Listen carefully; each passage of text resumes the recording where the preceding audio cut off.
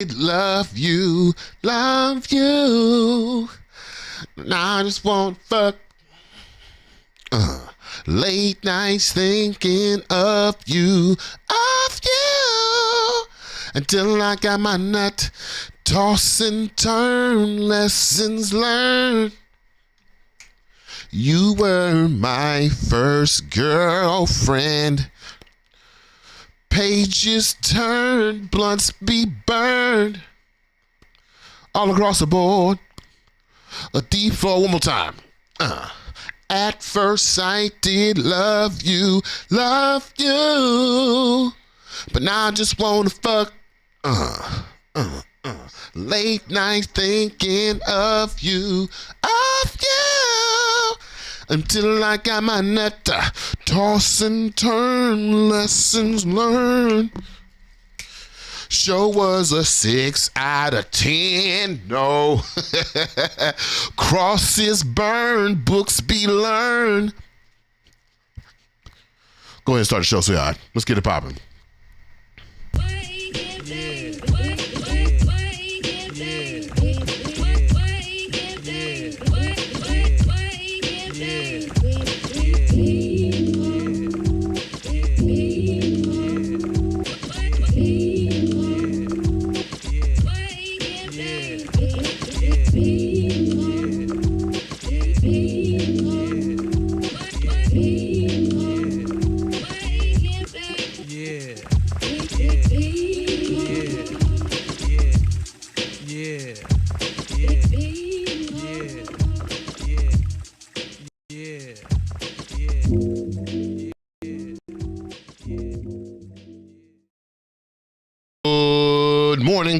Good morning. Good morning, love. Hey, good morning. Good morning, love. Ooh. Welcome back to another episode of Wake and Make with BeMo. Yeah. This is your chance to get updated on all things black, through black, to black, for black, all around black. Let's make sure we're saying good morning to the MVP of my Super Bowl. Okay. Let's make sure we're saying good morning to the 8K shots of my halftime show. Okay. Good morning to the lady of the house. Good morning, lady of the house. Good morning, sweetheart. What's the word? What the lick read? Oh, wow.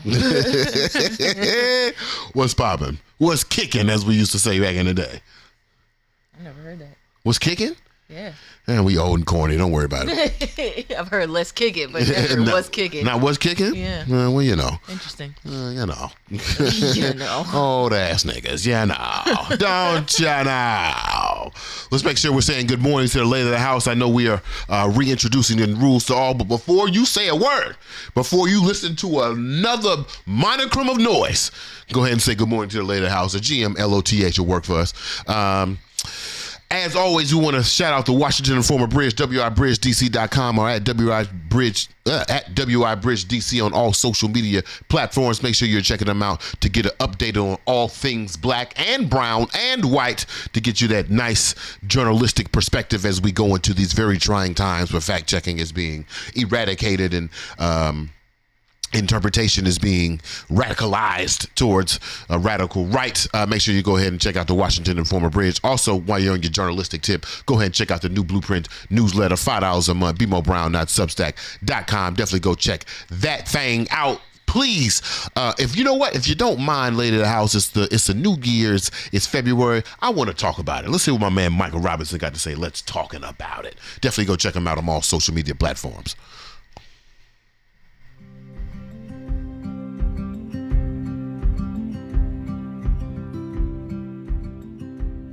Hey, what's going on? It's Micah, and I'm really glad you decided to check in today. This is Let's Talk About It, which is a peer support platform, essentially just meaning we get people together, we talk about whatever we need to talk about. And sometimes we disagree, sometimes we change our minds, but what's most important is we always create a safe and open space, and we process before we judge. Now, if you're new here, I'd like to remind you to please like, comment, and subscribe, but with all those boxes checked, let's talk about it. I actually didn't mean for this to be all black men. as we've watched the Let's Talk About It ad for about 20 times now. I'm wondering, you think he played that music in the background? Probably. Probably. Yeah, probably. Shout out to you, Micah. Make sure you go check out my man, Micah D.E. Robinson, on all social media platforms. Definitely go check out Let's Talk About It. We're going to try to bring another season of Let's Talk About It whenever we get our studio home popping. Also, today's episode is brought to us by our good folks over at Stash Logics, okay? If you want to know more about BeMo's secret stash, definitely stay tuned to the end of the show. We'll have our giveaway details happening towards the end of the show, but we'll do another reminder and shout out to Stash Logics at the after our Quincy Jones music break with my man Joe Law. Definitely go check out Stash Logics at Stash Logics, Stash Logics X. They're a very progressive company out of Colorado. Definitely go check them out. We'll talk about them more. That being said, Twitter, have I done all the shout outs? Have we got everybody out the way? We did all the shout outs. We got some people in the house. Oh, who in the house?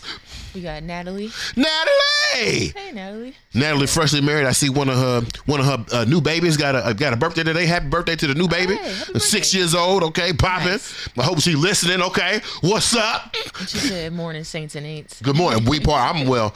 The lady of the house is definitely the saint. I'll be the ain't. That's all right though. That's all right. And then she said, "In Jalen, we trust." Yes, we do. Right. That's right. And Jalen, we trust. That's right. That's right. Jordan says, "Good morning, lady of the house in BeMo." Good morning. Hey, good morning. Chris Allen. Good morning, lady I'm of the talking house. getting Hey. out. I wonder if I will. He already know I was about to do it. He already know. Platinum in the house. And Jada says, "Good morning, lady of the house." Jada! Hey, Jada. Jada, we want to thank you for hosting a wonderful Super Bowl party. We had a great time. You have some great friends, great vibes. great conversations. Good and loud when it needed to be, and nice and quiet when it needed to be. Okay, Nice kiki. Yeah, good kiki. Yeah. It's always fun watching artistry with other artists, and we're definitely going to talk about that this morning. Speaking of, Felix is in the house this morning. Good morning. What's up, Felix? Good morning to you. We got to work on your intro song, and we got my man Chris Cardi. Hey. Chris Cardi's in the building. Good morning. Good morning. To my people over on Instagram, if you want to see my full fine face, make sure you come on over to YouTube, like, comment, and subscribe to all my people on YouTube. Go ahead and hit that like button for me real quick. Okay, we be having about, I get off sometimes. All right. I get off the live sometimes. There's like 22 people that watch. I'm like, oh, shoot. How many likes we had? 1. All right, cool. Cool. Maybe they're not fucking with me for real. Or maybe our engagement is measured beyond just the simple clicking of a digital avatar. You know what I mean? Yeah.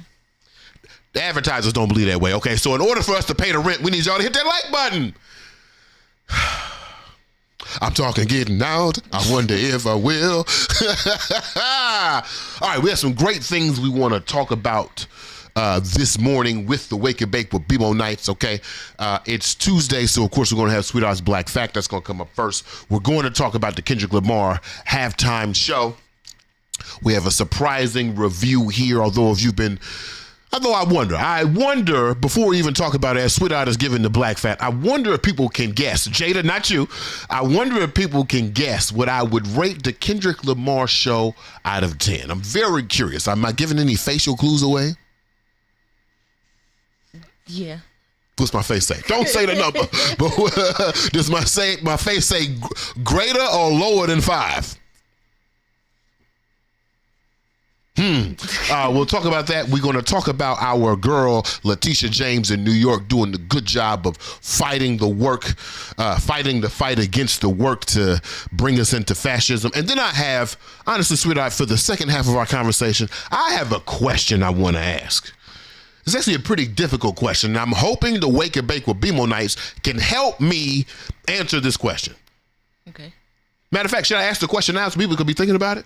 It's going to be the last segment, but we're going to talk about it all the way to the last segment. Can I ask the question? Yeah.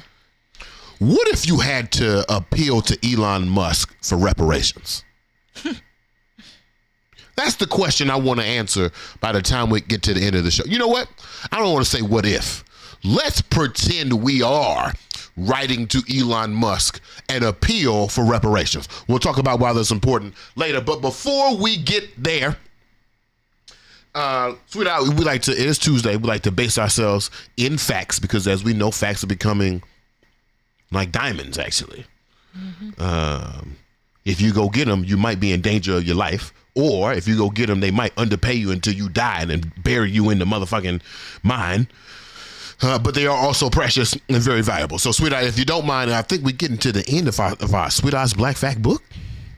Yeah, there's a few I've skipped over, but I'm to the point where I'm trying to avoid repeating. But Okay. It's about to happen. All right, Sweetheart, let's get to our Sweetheart's Black Fact. You know, maybe before you give the Black Fact, tell us what you're reading from. The actual book? Yeah. This is called 100 Amazing Facts About the Negro with Complete Proof by J.A. Rogers. Written in? I believe 1920? It was published. Ooh. This man was born in 1880. He was born in 1880? Yeah. I understand them for some reason, though. We've had this conversation. I understand the folks who were born in 1789, 1892. I can even understand if he was born in 1901. I get it. Because these turns of century Negroes are different. Yeah. All right, go ahead. What's give us a Black Fact. Oh, I didn't even see these pictures in the front. Okay. The Negro was the first artist. The oldest drawings and carvings yet discovered were executed by the Negro peoples over... Wait, what? Say the first sentence again? The Negro was the first artist. The oldest drawings and carvings yet discovered were executed by the Negro peoples over 15,000 years ago in southern France, northern Spain, Palestine, South Africa, and India. The drawings are on rocks, the carvings on bone, basalt, and ivory. These were from what they would call Negroes today. Yeah. You know, I had not considered the race or the complexion of the person who put them buffaloes on the cave wall. Right? But that makes sense. Right. Huh. You got some backup facts? What you got? Yeah. In a reconstruction of Grimaldi's by Alfred Routot, a Grimaldi Negro artist is shown holding the Venus of Willendorf. E. Farr says, the Venus of Willendorf, the most ancient human form in sculpture that we know. This was written in 1931. Dr. Vernot says, the Grimaldi race is clearly a Negro one. The skeletons of the two Negroes of the Grotte d'Enfant are complete and in a state of preservation which permits the describing of their characteristics with certitude. Interesting. Yeah, and there's like other scholars who, I guess, wrote about the Grimaldi. Interesting. Yeah. You know, I heard Dr. Negril. I heard Dr. Neil deGrasse Tyson, which would be Negril. I heard him under it was Maurice Art for the Black Market. Maurice James Jr. put up a clip, and he said that in the 90s, once we were able to study the genomes of every individual race, they found that most people from the European race were 1% to 3% Neanderthal. Yeah. And that folks from Africa were 0% Neanderthal. And so when they found this out, they did a grand campaign to reinvigorate the image of the Neanderthal. Because before that, we just thought they were stupid, which they were. But before that, we thought they were stupid. And part of that rebranding was to paint the picture that the Neanderthals painted, excuse me, that the Neanderthals are the ones who created the first pieces of art. Therefore, they couldn't have been stupid. But if you're telling me that those are actually folks from Africa with 0% Neanderthal, then, well... Interesting. Yeah. Wildly interesting. One scholar says, whoever they, the Grimaldi, were, their grave goods were the wealthiest and richest of their day and generation. Drawings strikingly like those in the caverns of southern France, Spain, and Palestine have been found in South and East Africa. Oh. Yeah. Okay. Yeah, there's more, but... Okay. My man Felix on Instagram said, wow, didn't know that about the Venus of Willendorf, which is in Austria. Yeah. Yeah. Huh. I think there's is this a picture? Yep. Number 2. Number 2? All right. Oh! Yeah.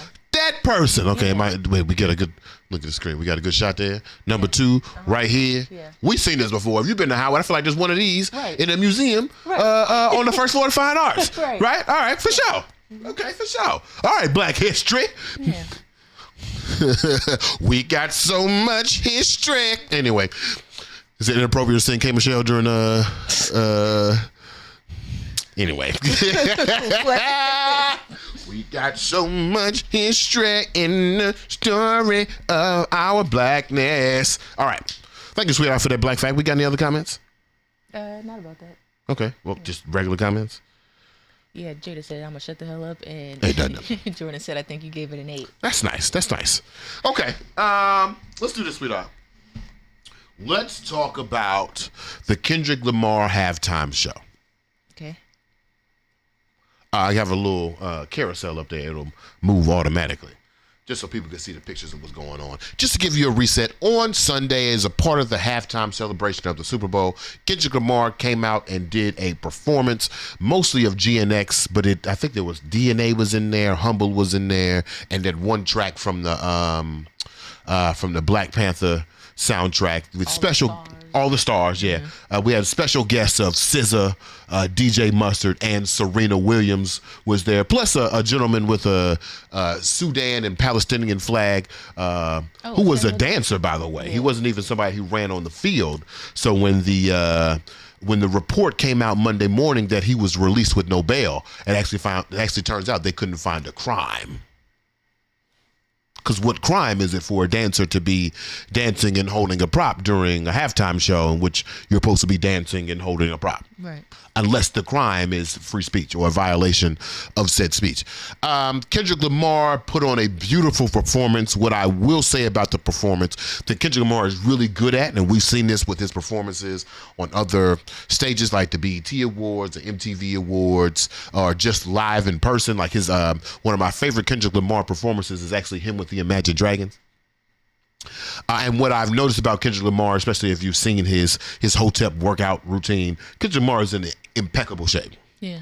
And the man could rap. His mic was on. I don't know if I can say it about SZA, but his mic was on and he was rapping. Rapping so much so that I think only he could tell us. I actually think he messed up in the first 3 bars.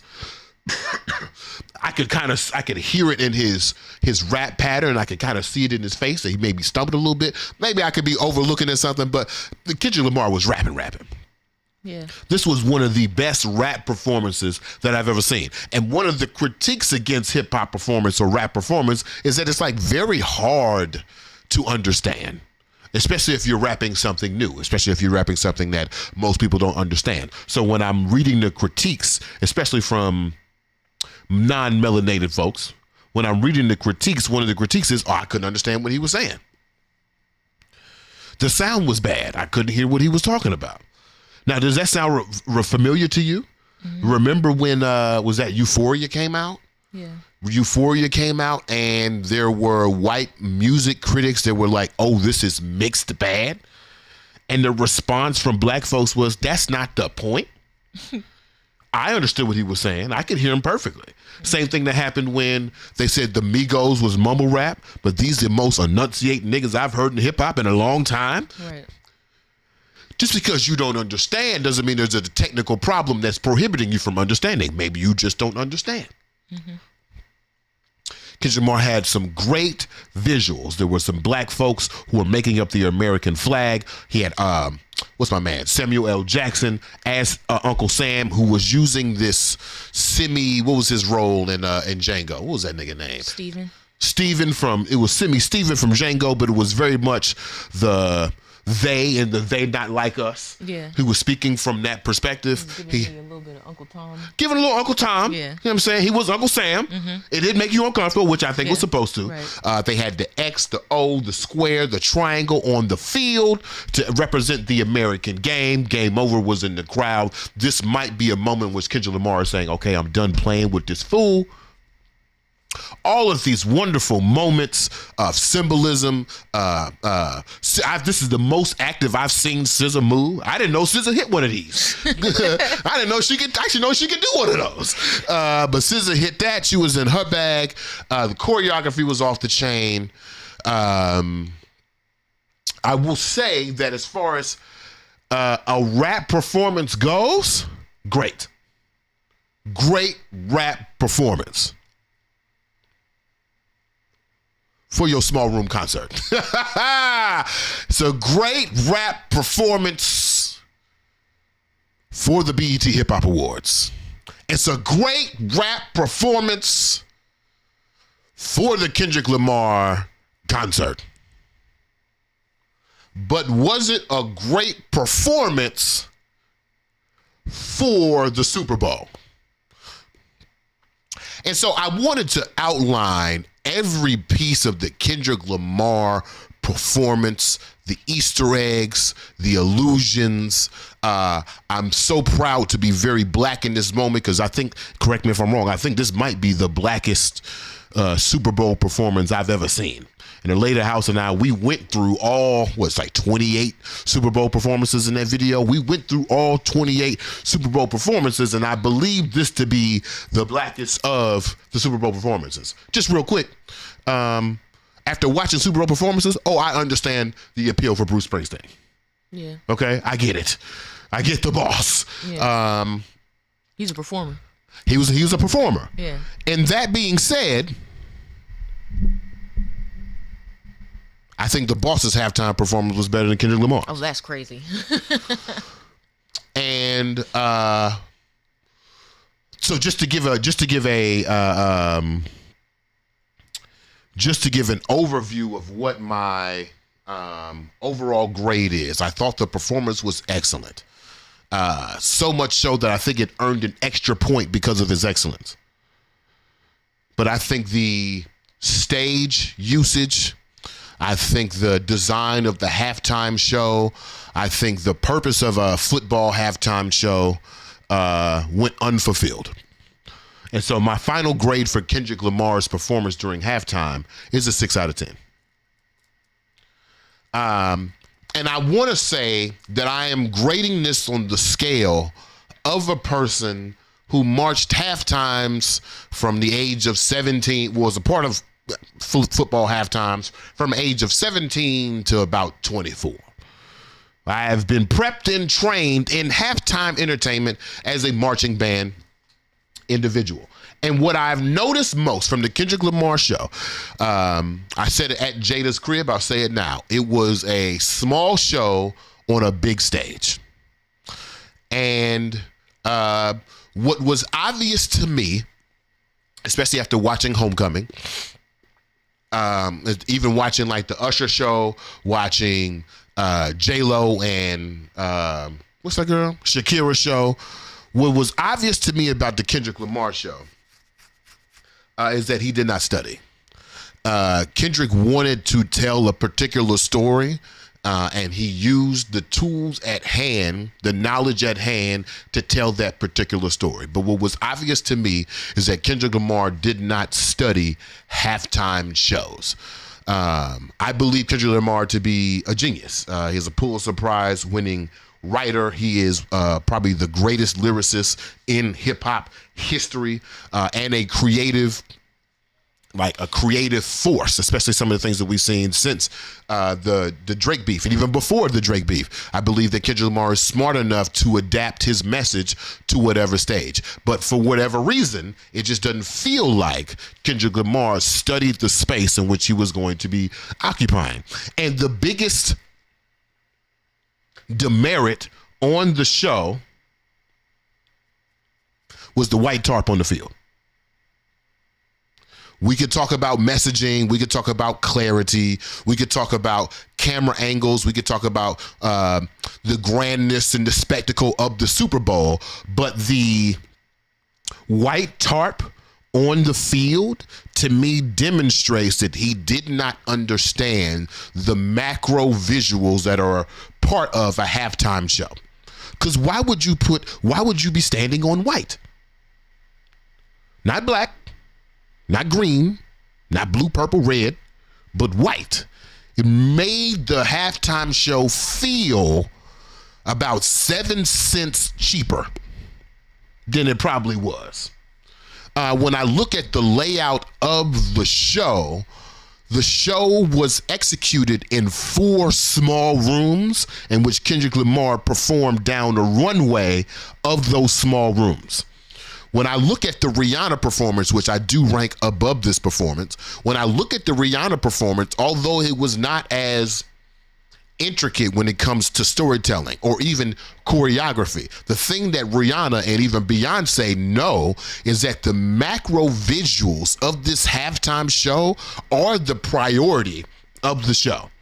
Which is why when you see Beyonce performing, you see Rihanna performing, there are basically two shots. There is a wide range shot to catch everything that they want in that shot, which is usually 40% of the stadium, and then they have the close-up shot just to get to the face of the performer.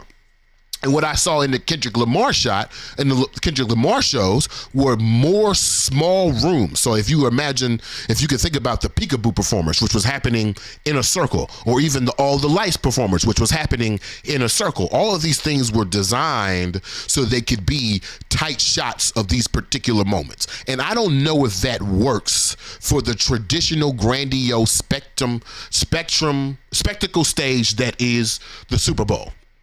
Now, BeMo, does that mean that he needed to do less? Did he need to do more? I don't know. But I know that when Michael Jackson came out on stage to Screaming Friends and looked around, that was spectacle. And he didn't move. I know when Prince was doing Purple Rain in the rain with that giant sheet that took him from being the 5'2" man that he is to the 20-foot giant that he represents, I know that was spectacle.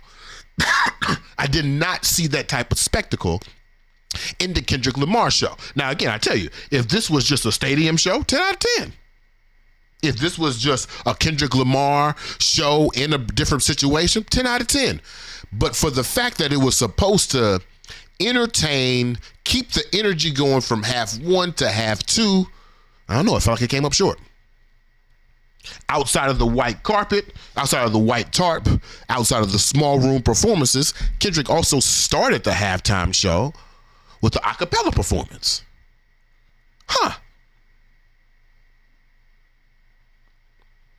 Interesting. I won't go as far to say that it was boring or is one of the worst halftime shows ever. I actually still think it's a fairly decent halftime show. I don't know where it ranks in the all-time listing of halftime shows. But as Bomani Jones said, as I'm finna say, as my score indicates, I felt like it was mid. I feel like it was very artistic. I feel like it had a very interesting message. I feel like it was black as fuck. But as far as executing a thing that I think everybody would be entertained by, 6 out of 10. Which, funny enough, it's kind of my same critique about Kendrick Lamar himself. Brilliant brother. Beautiful brother. One of the smartest people I've ever witnessed. One of the most wonderful writers I've ever seen. One of the most important figures in hip-hop history. A little boring, though. A little stale. A little inappropriate for the particular stage that it was on. Those are my thoughts. What are your thoughts, y'all? How did you rank the halftime show? I am going to respectfully disagree. That's fine. I thought it was brilliant. It did take a few watches to pick up. I don't even know if I got everything, but pick up most of all the symbolism. I do hear your perspective about it feeling too small for the Super Bowl. Like, it felt like it could just be, the BT Awards or his concert or something. Mm-hmm. But I'm also thinking about the other performers, like Bruce Springsteen, or I'm trying to think somebody who didn't. Like, there are other people who don't really move around much. They don't take full use of the field. So what about Kendrick makes it not as entertaining? Well, that was a question. That was a question. Well, when I think about the Bruce Springsteen performance, that's actually a great question. Bruce Springsteen's performance happened on one stage in the middle of the field, and I don't think the scale in which I'm talking about, in which like field usage versus like size of stage, is 1-to-1 as far as like moving around. I would even say like the Coldplay, Bruno Mars, and Beyonce halftime show used about the same amount of field as the Kendrick Lamar show. But when I'm thinking, even when we're looking at these pictures, when I'm thinking about the framing of said show, everything is very small. Okay. The framing of that Bruce Springsteen show, when they zoomed out, it was Bruce Springsteen on the 40 to 40 on the stage, performing on that stage. So you can see the entire stadium and you can see Bruce Springsteen on the stage. I can't remember if there was a moment during the show where I could see Kendrick Lamar and the full stage performance of this situation. I don't even know if he had a singular stage. It's like he had 4 micro stages. Okay. I feel like maybe there weren't those macro shots because there were so many moving parts and so much detail that he wanted you to see, up close. So that's probably why. Yeah, and that makes sense. Yeah. If you're going to have a detailed story with that moving parts, you got to move in close. I just think that was a mistake. That's fair. Also, I want to say about the white tarp or whatever. Mm-hmm. I feel like that was probably a stylistic choice. Like, in my mind, I perceived it as like, when they do like crime scenes or whatever and they have like the tarp down, they, I don't know, pick up bodies or whatever, that either that or like it's supposed to be like concrete, Mm-hmm. because they're outside or, yeah. I thought it was intentional, but yeah, it does kind of like take away from the performance. No, I think it's intentional too. Yeah. I think they intentionally put down that white tarp to make that a part of the story. Yeah. I just think that wasn't a good choice. And what's funny is, as I'm talking about Kendrick Lamar's intelligence, but his inability to connect with a larger macro audience, the critique I have for him is the same critique that I had on Thursday of our own show. Was that Thursday or Tuesday? That's what I was going to bring up. Yeah, it's the same thing. I am no better than Kendrick Lamar. I would have a hard time, and we watched the Rihanna performance, and it seems to be people are more split on a Rihanna performance than I thought. I thought Rihanna's performance is the best Super Bowl performance I've seen in a long time. Rihanna's performance makes me tear up at the visuals that I see in the performance. She understands the macro visual of the situation. Same thing for Beyonce's Homecoming. Same thing for Beyonce's halftime show and her joint during the Christmas situation. Like, they understand the macro visuals of this situation better. But believe you me, that if we were given the same opportunity as Kendrick Lamar, our show would look like Kendrick Lamar's. I have a clip out right now when I do a conversation with my man from Afro and Audio. Shout out to my man Talib. In which I say, a lot of people are thinking big, I'm thinking small. That's what Kendrick Lamar was thinking. Kendrick was thinking small. Nothing wrong with thinking small. Same thing I think. How do I affect and have the most engagement and impact on most people? I got to be intentional. But there is a risk with that storytelling that you might lose some of your audience. You might not be entertaining. And as we discussed on Thursday or Tuesday of last week, entertainment seems to be more valuable than academia. I don't know if that's a good thing. I don't know if we could put a pejorative on that makes it feel better. But what's interesting to me is that people who hold a similar opinion to mine are now being called ignorant. People who don't read. People who didn't get it. If you didn't like the Kendrick Lamar show, you must not be black enough. If you didn't like the Kendrick Lamar show, you don't understand black aesthetics. And it's like, no, I understand that. I understand black aesthetics. I understand everything Kendrick was doing. I didn't need no Easter egg hunt. I didn't need no TikTok video to explain to me what Kendrick Lamar was doing at the Super Bowl. I knew it. I got it. I get it. But watch this joint, then go watch the Rihanna joint and say, you're more entertained than Kendrick Lamar. I don't know if that's true.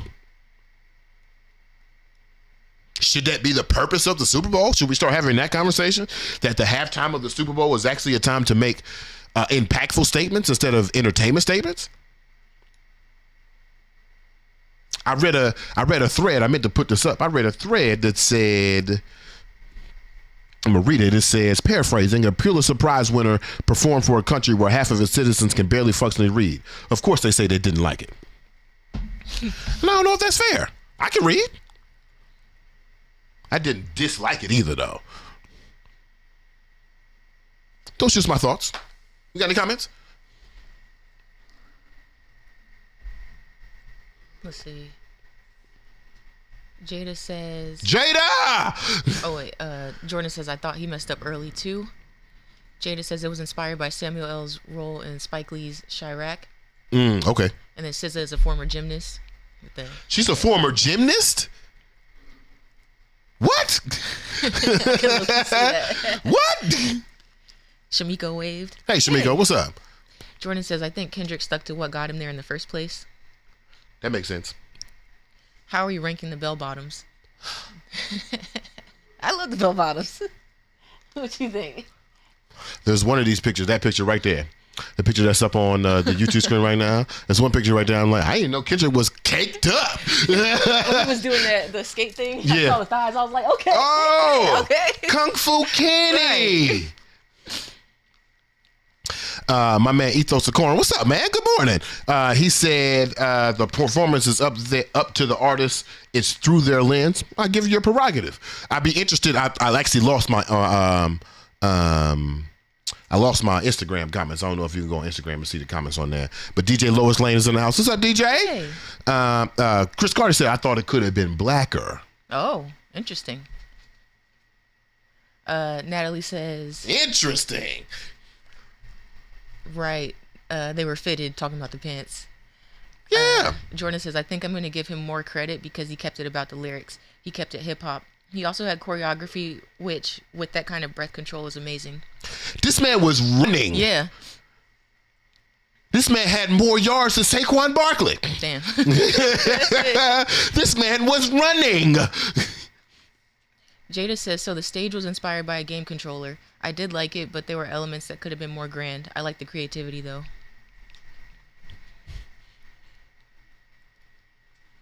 My hands up. Don't shoot. My hands up. Don't shoot. Andre says, not the BeMo surprise face. Yeah. Let's see. All right, those are my thoughts, though. Oh, TJ says, rap has a hard time translating to that stage. Rap concerts are about a focus on the rapper and his interaction / energy from the crowd. Think the pop-out performance ain't no real crowd at the Super Bowl. Jada says, if you perform songs from To Pimp a Butterfly, that would have made it blacker, TBH. Exactly, yeah. Yeah, that would have made it blacker. Yeah. I'm curious, Chris Carter. What other way? He said, I think he played it safe. It's like, that's interesting. Because, like, interesting. I feel like, so if we're doing like an investigation into like the meta performance, which is the game part. So I feel like Kendrick Lamar saying you got to play the game is his response to even doing the halftime show to begin with. Right, yeah. Because a revolutionary, this person that he is cosplaying, depending on how you want to put it, this revolutionary hotel person that is supposed to be a representative for black folks would not be doing the halftime show. Right. But if you were forced, or if you had to do the halftime show, because remember, supporters of the spectrum between resistance and acquiescence. So if you had to do the halftime show, what would it look like? It would look like you were playing part of the game. Right. So I get that part. This is not a this thing people do when you don't agree with their opinion. They say, "Oh, you didn't get it or you didn't understand." No, I understand. I get it. I might get it more than the people who are criticizing him.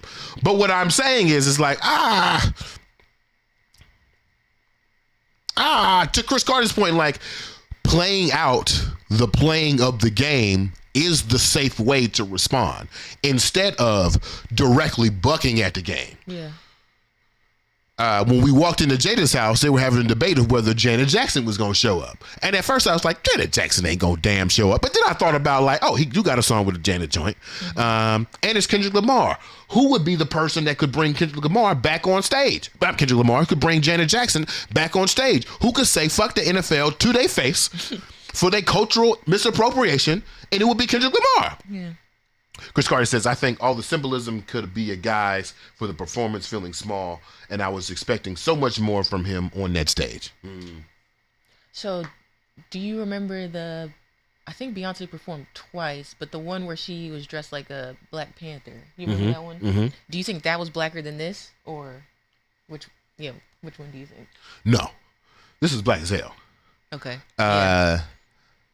They had legit YNs Yeah. on the corner with grills. Every one of them had a grill.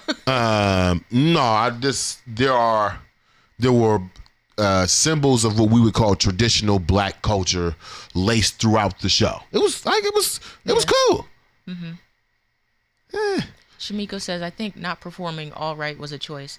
It sends the message that maybe we ain't gonna be all right. Oh, damn. That's real. Oh, damn. Kilgan say, what's up, girl? Good morning. I don't know why people were expecting more Kendrick. Kendrick has always been known for simplicity. I don't know if I agree with that. I don't know if I agree. I think Kendrick is very complex. I think you're just jumping in, but one of the things I said earlier is that I believe that Kendrick Lamar didn't study because he could have easily translated his very creative process, even if you were categorizing it as simplistic, he could have translated that to what I think could have been a larger, more developed performance. And part of that is like, when's the last time? I mean, Kendrick was a part of the G-Funk joint, but like, when's the last time we seen Kendrick do a performance like that on his own? The joint he did with the jail folks and on the BET Awards, that was brilliant. And there was the he did the 2016 Grammys. Yeah. Huh. Okay. To all the 6 people over here on Instagram, make y'all come over to YouTube. Okay. We got the full show going on YouTube. You can see my full fine face. And later, house will be able to read your comments better. Here's what we gonna do though, sweetheart. To all my people making comments right now, take them same comments on over to YouTube. Make sure you like all my people in the comments right now. Make sure you like. I said it earlier. We be having like 22 likes. We got 304 subscribers. You feel me? Okay. Hardest thing I've ever done. Live production, 307 subscribers on YouTube. Those are the 2 hardest things I've ever done. 3rd, puberty. Anyway. We're going to take a quick break. We're going to watch my man Joe Law's HTF, directed and produced by my man Kendall. We'll be right back with more Wake and Bake with BeMo. Now, look now, to the people on Instagram, don't just jump off. Don't just go. You know what I'm saying? Come over to YouTube. Have a good time. We're a family. Still Wavy just jumped in the building talking about some sheesh. Hey. Come on over. We'll be right back.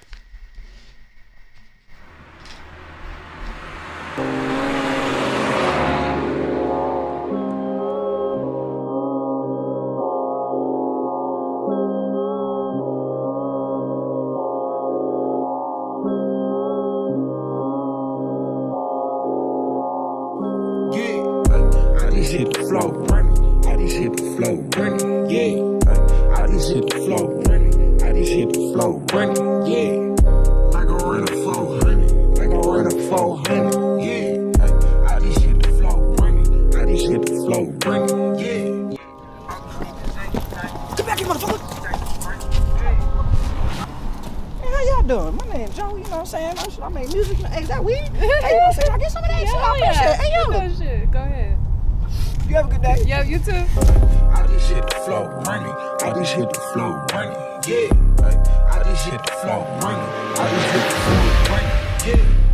Like I ran a 400. Like I ran a 400. Yeah.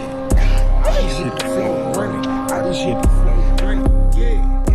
It was more than me than money. I forget you blowing money.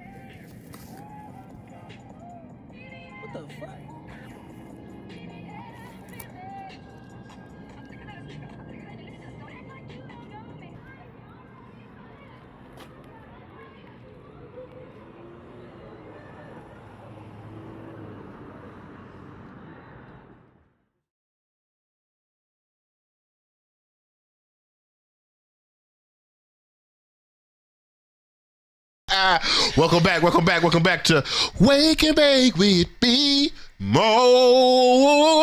Yeah. Welcome back, y'all. I hope y'all enjoyed my man Joe Law's HTF music video. Shout out my man Joe Law. Shout out my man Suave, the gentleman in the wheelchair in the video. He did lose his battle to cancer, so we're holding it up in light. We appreciate these moments, especially these little production moments, right? Yeah. To give people immortality to a certain degree. Mm-hmm. Suave lost his fight, but he did not lose his position in this music video. So we appreciate you, Suave. We appreciate Joe Law. HTF, definitely go check that out. Joe Law Music on all social media sites. Tell them that BeMo sent you. And we just got Kendall in the video. Kendall just joined in. What's up, Kendall? Good morning. We're just watching your music video. Showing is beautiful. We might start playing the next one next week, but let me know how you feel about that. Before we move on, I want to give a huge shout out to today's sponsor of the show. We have our good friends over at Stash Logics, okay? Stash Logic is your chance to buy some sustainable things that are good for the earth, ways that you can keep your products safe. Stash Logics is supporting the show for the next month. They have some great products that we've actually shared with our horticulturalist over here. Our botanist loves these smart jars. It is a way that you can keep some of your products safe and humidified. You ever get a little pack from time to time and it's a little dry? Mm-hmm. Or it's a little wet, and you wish you had a way that you can get it to light the way that you need it to light. Right. Yeah. Smart jars. Smart jar by my man Stash Logics. They also have these wonderful aluminum tubes and bamboo tubes. I know you're tired of putting your blunt in your pocket. You know what I'm saying? Putting your blunt in a little zippy bag. It's all bent up when you go to a place. You don't know what you get to the place. People are like, ugh, I'm not trying to smoke that. They also have this wonderful grinder called the I-70 grinder. Okay, it is, again, made from sustainable materials. It is bamboo and aluminum. Wonderful teeth in the situation, and it also allows you to hold whatever you grind at the top, right? We are going to give away our own secret stash, okay? In this secret stash, we have some wonderful things in here.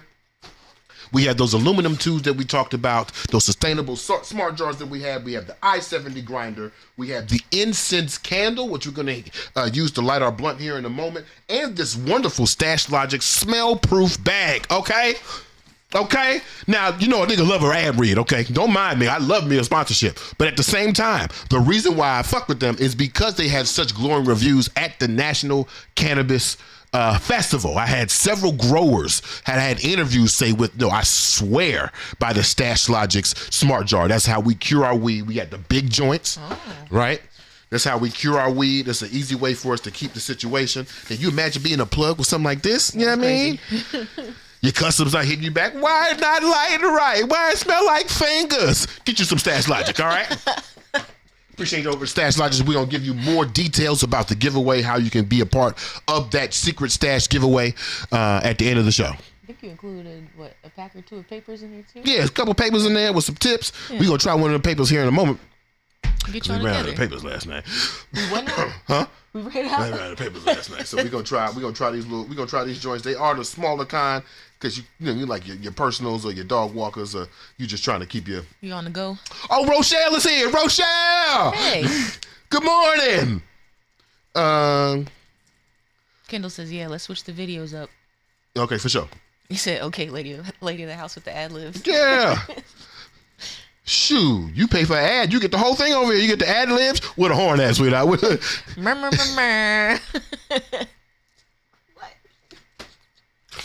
All right. As promised, the second half of today's show is a question I want to ask. Rochelle, I need to know. Chris Cardi, I need to know. Who on Instagram right now? Steele, I need to know. DJ Lois Lane, I need to know. Okay. Here is a question. Who we got on here? Coco Chanel, I gotta know. Kendall, I need to know. Okay, House, are y'all on here? I need to know. Y'all ain't said nothing this morning. But that's all right. I need to know. We got Jada Jordan, Micah. Yeah. Shit, I know all the Wake and Bake with people nice. My name, Truck. The big dog is online. I need to know. Hey. There is a question that we gotta ask. If we are constantly building new blueprints, if we are trying to find strategies around blackness, through blackness, to blackness, there's a question I gotta know. We have a new president. It ain't Donald. No. It ain't J.D. Vance. We got a new president. His name is Elon Musk. And I had a lady, I was sitting on the couch, and the lady I was looking at me, was like, what are you thinking about? You look so deep into thought. And I was like, what if we had to ask Elon Musk for reparations? What if that's what it came down to? How would we do it? Can we just break down that, What's that up? question? What if we had to ask? Yeah. Ask. You're right. Ask. What if we had to appeal to Elon Musk for reparations? What would we say? Could we make an argument that's different than a National Center for Public Policy and Research when they said that reparations were social unjust? Is that what they said? Yeah. Was socially unjust? And so in order to have this conversation, I feel like we need to know a little bit more about who the fuck this Elon is. I was surprised to find out this out a couple months ago. I was surprised to find out that the white boys have been in love with Elon Musk. Did you know this? Oh yeah. That the tech bros and the Marvel bros and the fanboys and the manosphere, Yeah. they love Elon Musk. Yeah. They think he is like the next white hope. Honestly, I would say Elon, his followers are a big contributor to Trump winning. Because, like, seeing Elon's tweets, or whatever you call him, on X, he would get like 300,000 likes on each one. Yeah, it's crazy. Really? Yeah. Yeah, the manosphere, white boys, they all love him. They love them some Elon Musk. It's crazy. It is crazy. All right, so I don't know if y'all know this, but our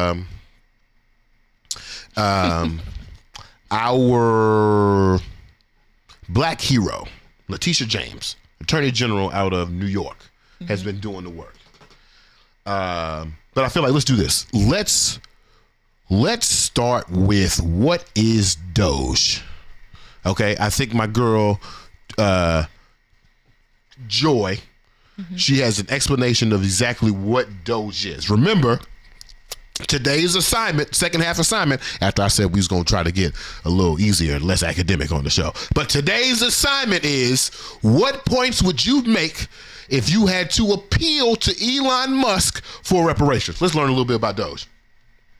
2 weeks ago, Donald Trump announced the selection of the world's richest billionaire, Elon Musk, and near billionaire Vivek Ramaswamy to create the so-called Department of Government Efficiency, or DOGE.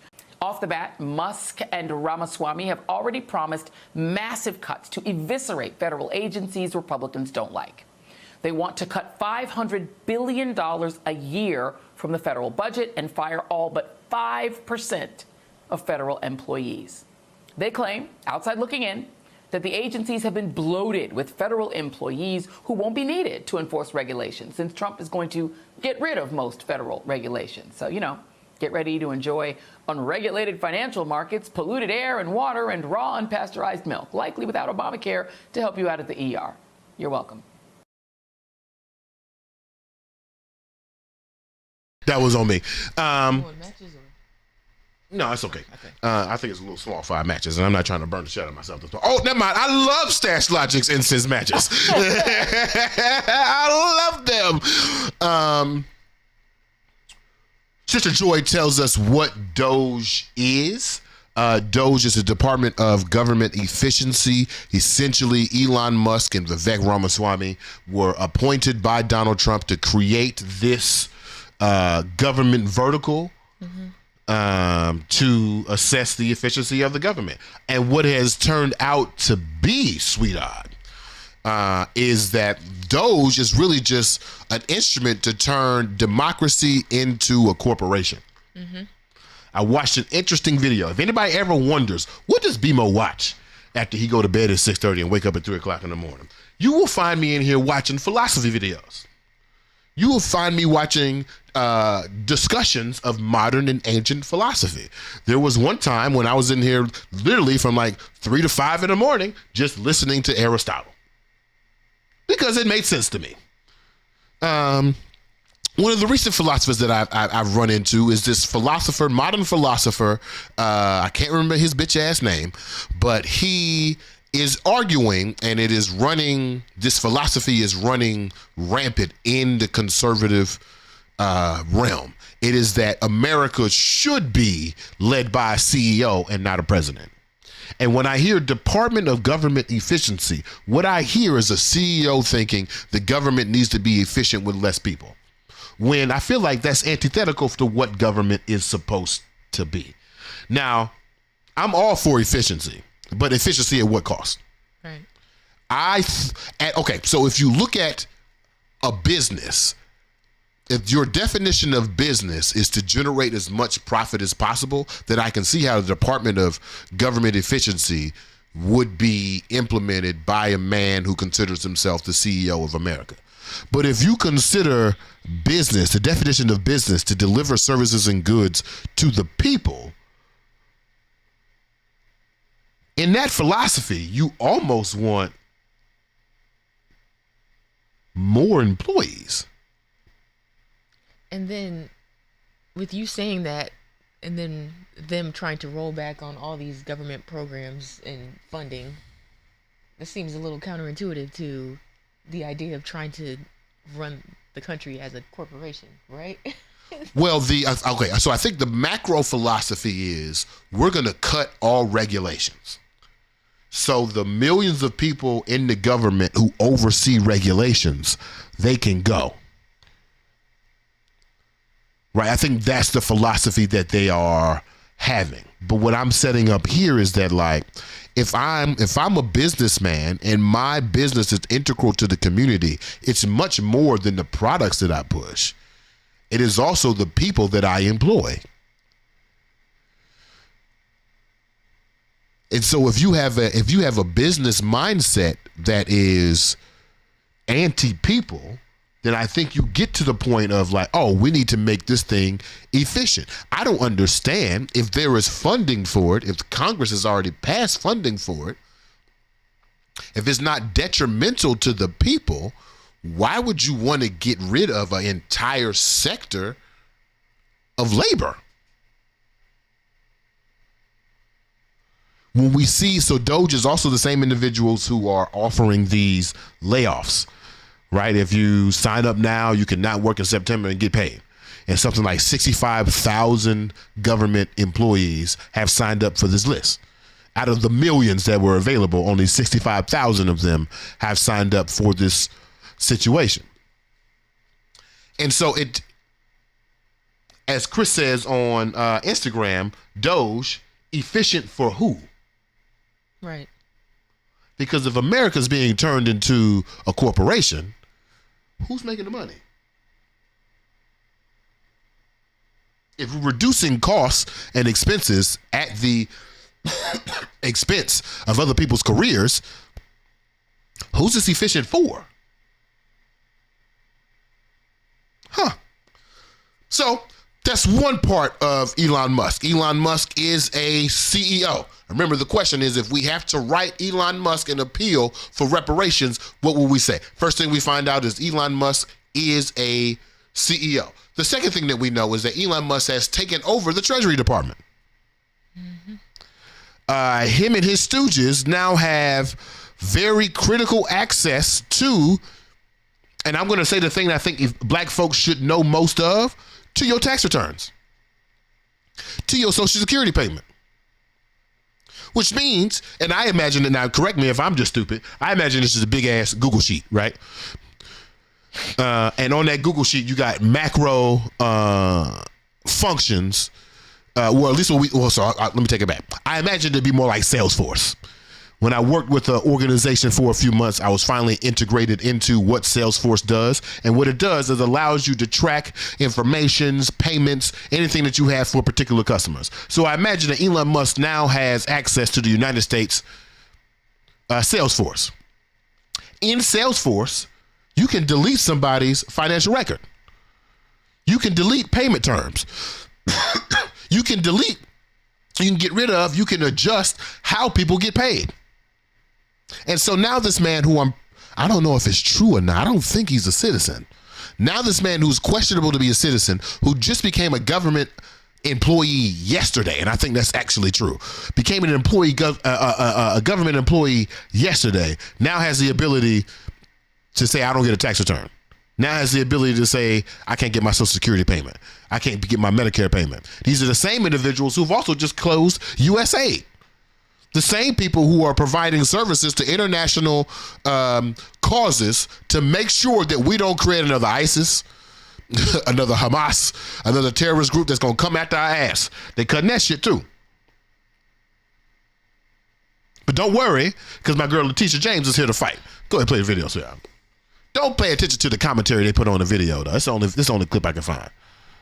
The Letitia sues Doge? Yeah.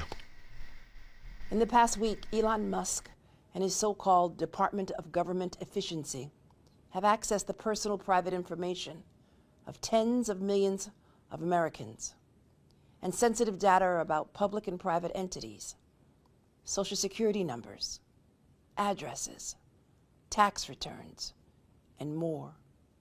This unelected group, led by the world's richest man, is not authorized to have this information, and they explicitly sought this unauthorized access to illegally block payments that millions of Americans rely on, payments for health care, child care, and other essential programs. Today, Democratic attorneys general are taking action to keep Americans' personal data secure, to keep sensitive information about Americans private, and to uphold our Constitution. We have filed a lawsuit against the Trump administration for giving unauthorized individuals access to these immensely sensitive records in violation of the law. President Trump does not have the power to give our private information away to whomever he wants. And he does not have the power to cut federal spending that Congress approved, much less to do so by giving the richest man in the world the keys to all Americans' most sensitive information. As Democratic attorneys general, we are suing to stop this unprecedented and unauthorized attack and to protect your personal information. As I've said before, no one is above the law, and I will not hesitate to uphold the rule of law and protect New Yorkers. Thank you. So Letitia James is doing the work, and I think the lady of the house, I have another slide where it shows the 18 states that the National Center for Public Research is relying on for anti-DEI measures, and I have the 19 states. I have the states that Letitia James is saying is suing Doge. I would say those are the states that are kind of quasi on our side, and then I have the other states who are supporting Costco's or who are trying to tear down Costco's DEI measures. Put that up for me, sweetheart. If you don't mind, there's only one state. I think only one state that the two of them have in common, and it's Arkansas. If you don't mind, could you read Letitia James 18? Arizona, California, Colorado, Connecticut, Delaware, Hawaii, Illinois, Maine, Maryland, Massachusetts, Minnesota, Nevada, New Jersey, New York, North Carolina, Oregon, Vermont, Wisconsin. And read the other 19. Iowa, Kansas, Alabama, Louisiana, Arkansas, Missouri, Georgia, Montana, Idaho, Nebraska, Kentucky, North Dakota, Ohio, Oklahoma, South Carolina, South Dakota, Tennessee, Texas, Virginia. What about the other, whatever the remaining? The others, I guess they don't got no fight. They don't want to have a stake in the fight. But that's still a choice. This feels a little Civil War-ish, don't it? Yeah, absolutely. Not like a repeat of the Civil War, but like a direct repeat of the Civil War, because we have North Carolina and South Carolina on two different sides. Yeah. But this, and we have Maryland and Virginia on two different sides. Mm-hmm. This feels like maybe we should know this. I don't really have any commentary. I just feel like maybe you should know who these states are. Right. I believe Chris and I, we had a conversation right after the election, and I think I put this in our predictions for the year.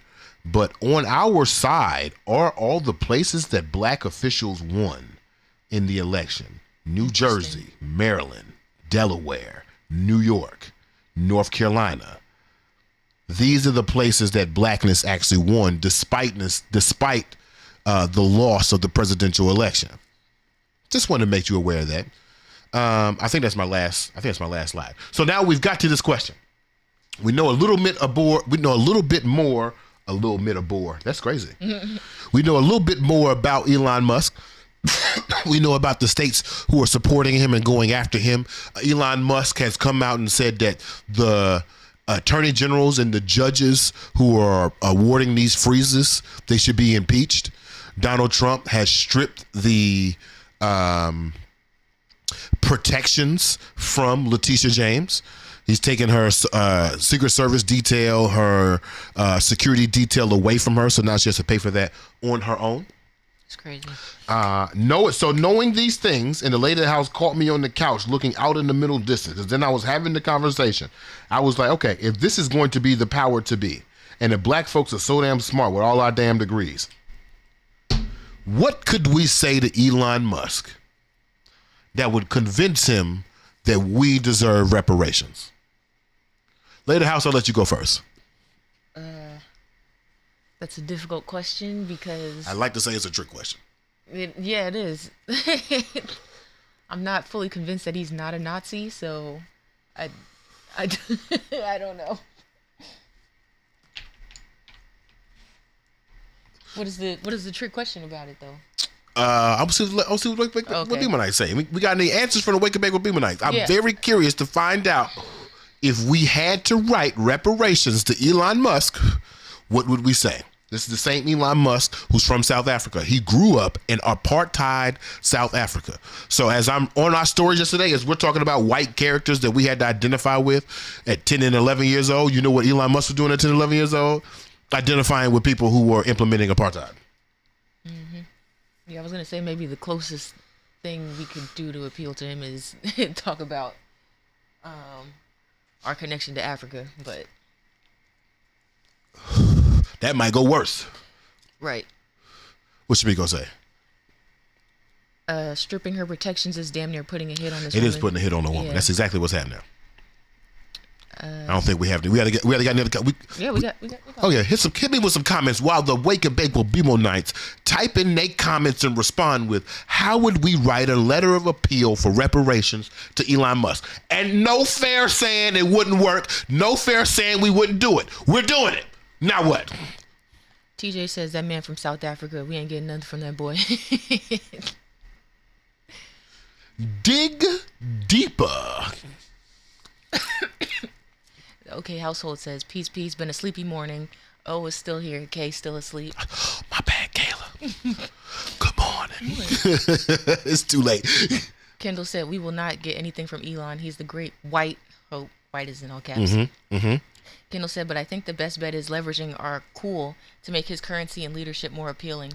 The way rappers did with Elon before he was this popular. Reparations ain't worth it though. LOL. Reparations ain't worth it though? Huh. Interesting. Huh. Shmiko says, I looked it up a few days ago, born in South Africa. Yeah, okay, whatever. Has Canadian and U.S. citizenship. He got backdoored. I don't care. He cheated. Kendall says they are destabilizing the government. America is finally eating itself. Right. Say it again. They are destabilizing the government. America is finally eating itself. Okay. 2. Huh. Shamiko says this video looks AI generated. Which Something one? about it did look off with Letitia James. The second one where she was talking about the lawsuit. Interesting. Let's see. Did it? Because I couldn't find the full clip. Let's see later. Curious. Owen says, Elon is ego-driven, so start with appealing to his ego, make him the hero, a savior, pandering.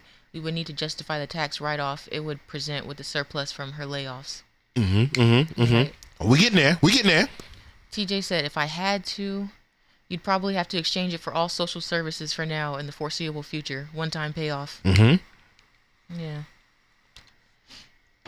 Okay, I think enough people. Oh, okay, hold on. DJ Lois Lane said, sadly, the only thing he'll listen to is anything that will divide us. Right. Ethos says, Elon only understands money. Federal employees will be placed by AI agents. God damn. Truck says, I think it'll have to be something along the lines of making him more money. Chris Carty says, I hate that I'm playing this game, but I will. We basically have to say, give me the loot and we'll get the fuck up out the way. And expat. Still, Wavy says the only way I think Elon could think about it is if we had a concrete resource that would be of the same value of the reparations that we're asking for. He wants a way to have a hand in something, collateral. And then Chris finally says, shit, a fair amount of black folks are already expatting. Yeah. Okay. So I think the answer is somewhere. Okay, so the practical answer to the question I asked, without playing any tricks on you, the practical answer is anything that will divide America. We can appeal him with anything that will divide America. And so the reason why I brought up the National Center for Public Policy Research and their appeal for reparations is because they said reparations were socially unjust. I would use that same argument. It would have to be at the Line Hotel in one of his secret society meetings. I would really ask him, if you really trying to fuck America up, if you really trying to divide America, if you really trying to distract from the fact that the oligarchs have the most power and that 4 people will be the doom of this United States of America and you plan to be one of the 4, if you really want to fuck us up, give us a check tomorrow. You want to see division. You want to see rampant crime. You want to see the poverty and middle class fighting each other. The fastest way to do that would be to make black folks financially equal overnight. That would be the easiest way to divide America. The same thing we saw in the Watchmen show. I think it would happen in real life. I think there would be riots. Me and the lady of the house played this game out. If they deposited $10 million to all our accounts right now, you know we couldn't go outside, right? Yeah. If they sent us a check, you know we couldn't walk to the bank to deposit it, right? The angry whites would be out. Them boys from West Virginia would be posted up in Washington, D.C. so fast. They'd be in Atlanta so quick from the Appalachian Mountains. They'd be in Nashville so damn fast. Them damn tiki torches. Tiki torches, masks, Right. pails, pitchforks, it'd be on. Yeah.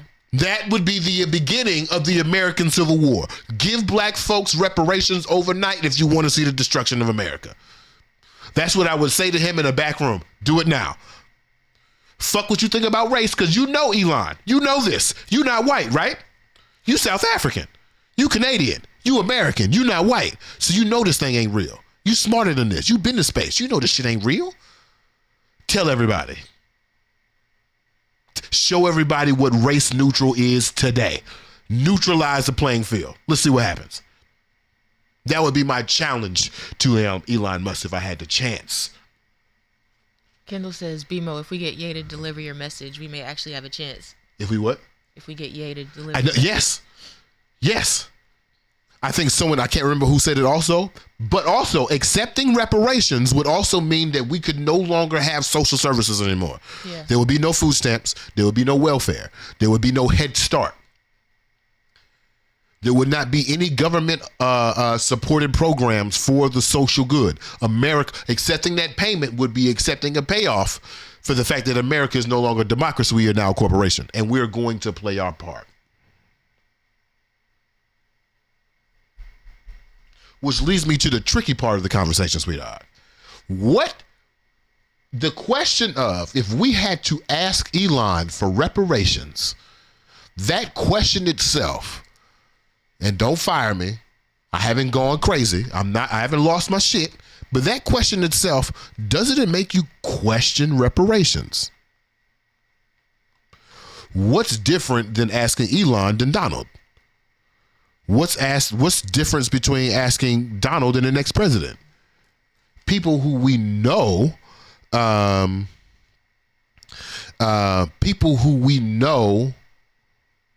or a system who we know is designed to make sure that we don't have reparations.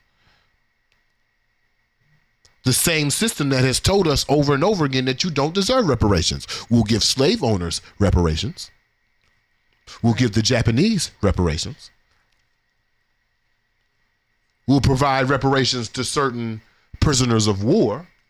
But for the people who built the country, fuck out of our face. Pull your shit up. Right. What's the difference between asking that person and a person born in apartheid South Africa? Wasn't Joe Biden born in apartheid United States? Was it Barack Obama born in apartheid United States? I know we call it Jim Crow for the cuteness of the name, but like for the next 50 years, we'll be interacting with people who have had direct ties, direct results, been born directly in, not 50, 30 years of Jim Crow. And we're asking them for reparations. As my man Nico said to me one time, and I did not expect him to say this, when we accept reparations, is that accepting our Americanness? Is accepting repair saying it's okay that it happened, we forgive you? That's a good question. Now we're just part of the story? So when we ask the question of what if we had to ask Elon Musk for reparations, and you all are giving me answers that could actually work, but they are the most diabolical, destructive things that could possibly happen to black folks. We gonna let Kanye West use our points to talk to Elon Musk and have it be our financial reparations on the line? Yes, it could work, but at what cost?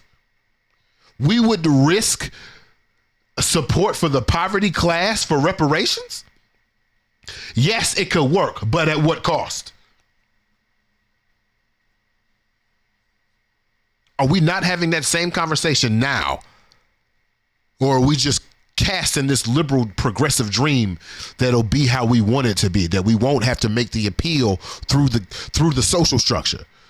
That people, even though we may not want to be seen as black, and thus the negatives that come from this definition of blackness, that people will always see us as black. That we have to have collateral, although our ancestors' lives were not enough, in order to have reparations, that we would be making that argument. Just an interesting thought. Now what's your answer to the question? What if we had to ask Elon Musk for reparations? We had to? Had to. Because who we have to ask now? We got to ask the federal government now. Is he not the Department of Treasury now? But I'm thinking about your question of if we accept it, what is the cost? Yeah, Still Wavy says, at what cost? The $1 trillion question. Right. At what cost? And let's say we all did get 10 million. Are we prepared? Do you feel like as a culture, as a people, as a race, as a melanated group, that we're prepared to replace Head Start tomorrow? No. Do you think we all get $10 million? Do you all think we putting 20 grand into a pot to make sure we got food stamps still?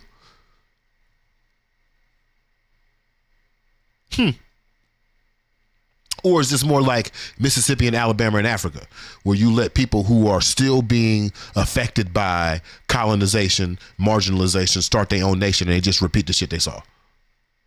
Do we have any comments? Everybody gets an A+ on their grade, though. All right. Everybody's answer was better than Kendrick Lamar's performance. Okay. Pass me the lighters. What comments we got? Nothing. Oh my God. Chris Carty says Elon's dick would get hard off the chaos. And that is a wonderful preview for how Paul Robeson Negro of the Week nominee will be on Thursday. He said he ran out of pee-pee, sweetheart. All right, let's do this. You ready? It's time for the burning question for the Roach. Burning question for the Roach. Yeah. Burning question. I can't get that high today. It was. For the Roach. Ooh, yeah. Okay, let's see.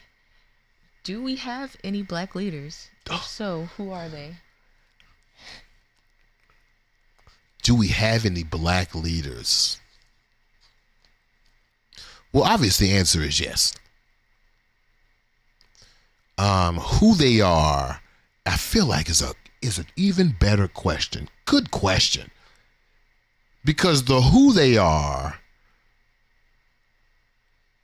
is beyond individual names. I feel like we have black leaders that are in front of causes and solutions that we don't hear about. One of my favorite black leaders is LeVar. Mr. LeVar from Southeast. One of my favorite black leaders, has affected more teenagers between 19th and 22nd Street in Southeast Washington, D.C. off Mississippi Ave than any other person in history. He is more effective to the teenagers there than Benjamin Banneker himself, who designed their street. He is a black leader. Tia, the leader of the Trigger Project, which is a gun violence nonprofit in Washington, D.C., that is a black leader. But if you're looking for me to say Mark Lamont Hill, if you're looking for me to say W. Kamau Bell, Mehdi Hassan, Sister Joy from the News, Nina Turner, Angela Rye, if you're looking for me to say those individuals, I feel like once I know your name, you're susceptible to white theft.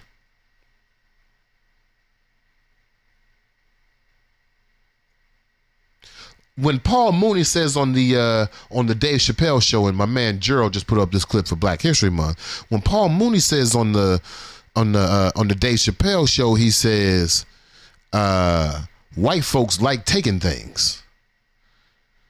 And be careful how you like me, because they'll take me too. Do we have black leaders? Yes. I feel like our truest and most effective black leaders are the ones whose names we don't know, but they represent a system that we know already exists.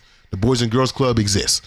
Nonprofits for gun violence exist. Do you know the leader of each neighborhood's, each street's anti-violence program leader? No, you don't. Do you know the program coordinator at every Boys and Girls Club? No, you don't. But you know Angela Rye. At the same time, you also know Angela Rye is susceptible to whiteness. I don't know how, but she is. Goes back to my critique of the TikTok advocates as well. Why do all y'all represent individualism? Why are you all just yourself? Where's the organization? Where's the collective? Where's the brain trust? Do we have black leaders? Of course we have black leaders. Do we need black leaders? Do we need these avatars who represent macro sections of our demographic, but dress in the guise of black excellence?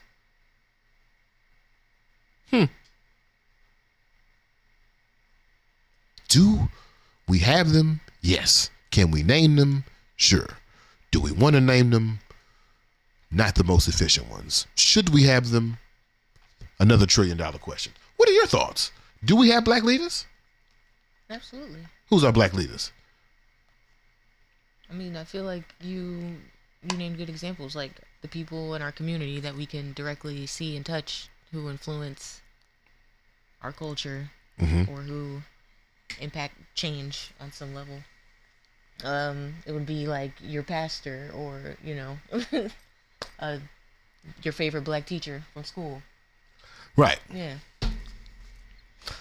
Because you always going to have a pastor. Right. And you always going to have a teacher. Mm-hmm. What I'm not sure is if you always going to have a correspondent who has their own podcast with 65,000 subscribers. Right. Because I don't think they own them cameras. I don't think they own them mics. We do. And shout out to the Washington Informer Bridge.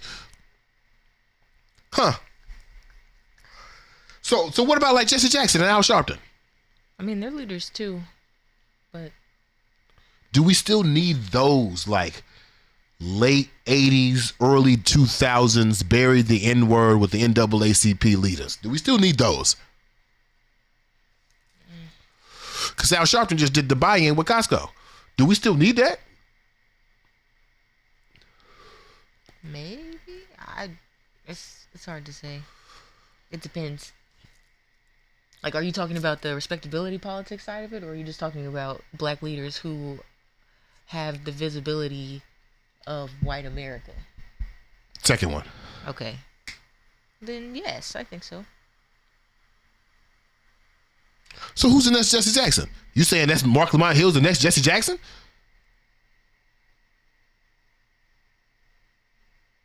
I don't know. All right. All right. All right. I'm wondering if we'll have a direct replacement of those individuals. Yeah. Well, aren't there a few? I want to say they're like senators, maybe congressmen. I feel like there's a few. It's a few congressmen. Yeah. You got Jasmine Crockett out there. You got AOC out there. You got my man Hakeem Jeffries, who, you know what I'm saying, he's bitching up from time to time, though. This nigga really said, there will be, what'd he say? He said, there'll be more presidents, but there's only one God. That's what he said in reaction to the executive orders. As if we just gonna wait this thing out instead of fighting back. Got my man Cory Booker up there. Got Angela also Brooks. Is it Brooks or Brooke? I don't know. You know, color folks like to put the S on things. Right. We got any comments, Sweethaht? This is about the reparations, but Owen says, I'm willing to find out and take that chance. Let me see. Put the money in my account and let me see. I don't want no more hypotheticals. And then Jordan says, I think Al Sharpton does good work still. I'm surprised nobody said Palestine. You know, Israel was a reparation. We think that's going well? And it's also Brooks with an S. It is? Okay, for sure. All right, y'all. We want to thank y'all for watching another episode of Wake and Bake with BeMo. Yeah. As always, we want to shout out to Washington Former Bridge, WRBridgeDC.com. Shout out to my man Micah for the Let's Talk About It. Make sure you go check him out on all social media platforms. Micah D.E. Robinson, where you can find him. Also check out Let's Talk About It on YouTube. Also want to give a huge shout out to my man Joe Law for the music video HTF and my man Suave. We see you, baby. Shout out to our newest sponsor, Stash Logics. As we said earlier in the show, we're going to be doing a giveaway for the Stash Logics products. We're going to have this wonderful orange Stash Logics Stash Logics branded bag. It is smell proof. It is made of organic materials. In it, we have our aluminum tube. We have a bamboo tube. We have our stuffer. We have a set of our incense matches. We have two packs of papers with tips. We have our smart jar and we have a grinder just for you. Okay, the rules of the giveaway, I think, are we still figuring it out? We know what they are yet? I don't know. I need some help. I need some help. Maybe the Wake and Bake with BeMo Nice can help. What should we do to encourage the giveaway for the secret stash? Help your boy out. I want to give it out by the end of the month for sure. Even before that, I want to give out this wonderful, cute gift by Stash Logics by the end of the month. I don't want to do it like all the other influencer folks. Make sure you follow me in Stash Logics and make sure you comment on everyone and I'll do a random drawing. Now I want to do something fun. I want to do something snappy. I want to do something peppy. Maybe send me a song. Your original song. Song, a cappella, like we do here on the show. Maybe send me your version of the burning questions of the Roach. And instead of a random drawing, me and the lady in the house, we gonna judge. We gonna have a talent show. Maybe we'll do that. That sound fun? That sound whack? Why you gonna play me to get a gift? I don't know. We'll figure it out. We'll be back on Thursday with more Wake and Bake with BeMo. Oh yeah. Thank y'all for watching. We'll see you on Thursday. We're gonna leave you with my man Detroit Rivers Black Boy Joy. Don't turn off the show. This low-key the best part of the show, for real, but that's all right. We'll see y'all on Thursday. Because for us. Yeah, it's easier to. Oh, well, Kendall says, BeMo, I know you can't name yourself, but the work you do is invaluable, brother. The Mooney rule applies to you, too. Hey, yeah, tighten up. Don't like me, but make sure y'all like the video, okay? For any questions for the Roach Open Verse Challenge? Yeah, maybe. Yeah. Maybe. We'll see. Stay tuned. tight. Don't let this feeling slip away. It's yeah, happy feelings. Breaking Beverly and Maine. Don't be amazed. Find yourself, learn your joys and pains. Live your voice insane. The sounds of your heart. Don't you worry about a thing. And don't forget your lyrics. This is a reminder of joy every time you hear it. Just verify this joy. Smile, you get very contagious once you share it. Let love loose, don't fear it. It's that black boy joy. Black boy joy up on your brain. Let this black boy joy give you some game. Black boy joy get up again. And black boy joy through all the pain. And black boy joy say it again. One more time, get this black boy joy up on your brain. Let this black boy joy give you some game. Black boy joy get up again. And black boy joy through all the pain. And black boy joy say it again. Where I was raised, black boys was being destroyed. I grew up a black boy, they had stole my joy. Nobody put on my neck, so I do it for Floyd. Do it for Tamir Rice and for the underemployed. For the ones that gave back, communicated, deployed. I wanna give you a rope so that you can aboard. I wanna give you a hope so that you can avoid having to be a black man without no black boy joy. So get this black boy joy up on your brain. Let this black boy joy give you some game.